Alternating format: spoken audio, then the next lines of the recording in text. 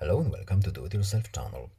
Today I will show you where to find the option and how to allow battery application to display notifications on the lock screen in the Realme 14 Pro phone and how to hide them. First of all, we need to go to our phone settings. Then in settings, we need to scroll down a bit to notifications and quick settings. Then scroll down again, and here we have the lock screen. Now we are looking for the battery. Here it is at the very top. First, we have the switch to turn them all off, but we want a single application to be off, for example.